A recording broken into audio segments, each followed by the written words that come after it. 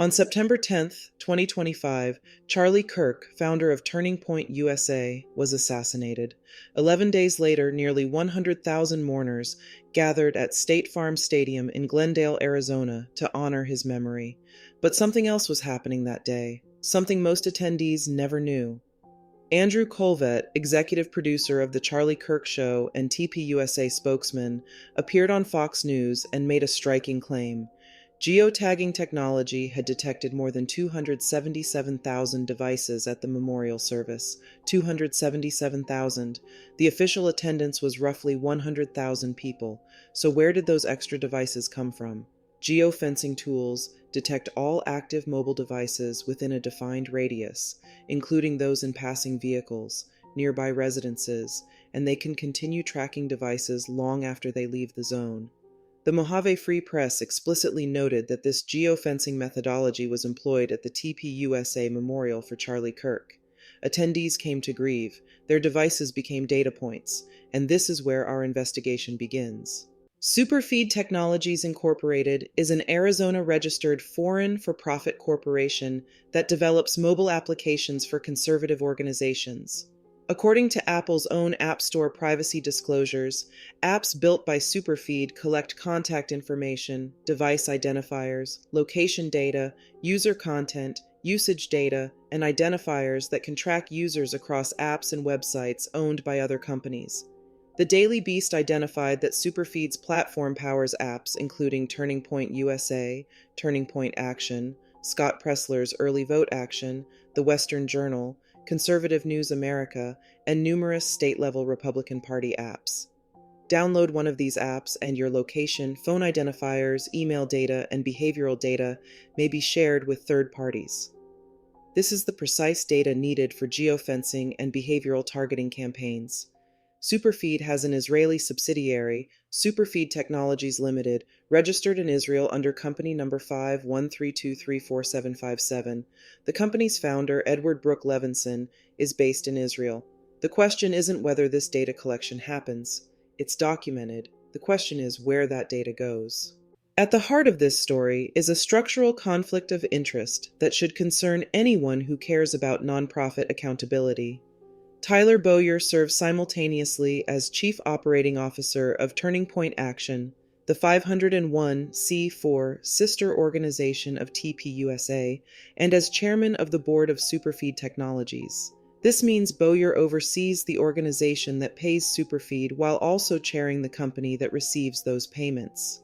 Federal Election Commission records confirm that Turning Point PAC paid Superfeed Technologies $120,000 in 2024. Sitting beside Bowyer on Superfeed's board is Lori Frantzva, the mother of Erica Kirk, Charlie Kirk's widow and current CEO of TPUSA. Also on the board are Wayne Newcommett and his son Travis, both TPUSA advisory board members and oil and gas executives, as well as Lori Klein Corbin, Arizona's National Committee woman for the Republican National Committee. Philip Hackney, a former IRS official, told ProPublica in a related TPUSA financial review, "As the number of self-interested transactions go up, the potential goes up for the possibility that the organization is being operated for the private interests of those who control the organization." On September 27, 2025, just days after Kirk's memorial, a company called Show Faith by Works LLC filed paperwork under the Foreign Agents Registration Act with the U.S. Department of Justice. The foreign principal identified the Ministry of Foreign Affairs of Israel. The campaign was funded through Germany-based Havas Media for a total budget of $3.2 million. The 86-page FARA application described what it billed as the largest Christian church geofencing campaign in U.S. history. According to the filing, Show Faith by Works planned to geofence the actual boundaries of every major church in California, Arizona, Nevada, and Colorado, as well as Christian colleges during worship times, then track attendees and continue to target them with ads. The ads were designed to deliver content that was explicitly pro-Israel and anti-Palestinian, with messaging linking the Palestinian population with extremist factions. Megan Iorio, senior counsel at the Electronic Privacy Information Center, described geofencing to Truthout as a privacy nightmare, explaining that data brokers collect information from various app platforms to enable this targeting. The Washington Spectator reported that the Show Faith by Works FARA filing includes a list of over 900 targeted churches across 4 states, with a combined targeted Christian population of nearly 4 million people. Among the Arizona targets, Dream City Church in Phoenix, the church Charlie Kirk himself attended. In California, Bethel Church in Redding was among those named. Its press office told reporters the church was not aware of the campaign and had been added to a list of targeted geofenced areas not by their choosing or request. In Grand Junction, Colorado, Canyon View Vineyard Church confirmed it appears as row 42 on the filing's church list. The church's statement clarified, "We can't control where third-party companies choose to advertise.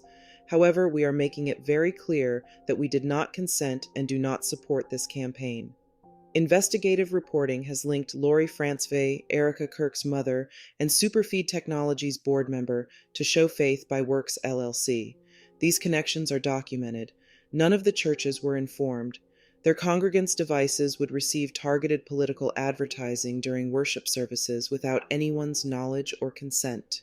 The story of Superfeed Technologies and its relationship to TPUSA is, at its core, a story about the infrastructure of political data in the digital age.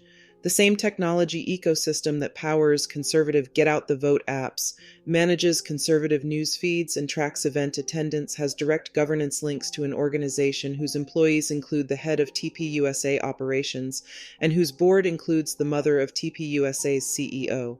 The publicly documented facts, FEC payments, FARA filings, Apple App Store privacy disclosures, Arizona Corporation Commission records, and on-the-record statements by TPUSA's own spokesman are not allegations.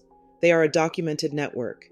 The apps on our phones and the digital boundaries drawn around our places of worship are not neutral tools. They are infrastructure, and who owns and controls that infrastructure and to what end is one of the defining civic questions of our time. The filing is public. The question is yours to answer. This is Words with Wentz. Know your rights.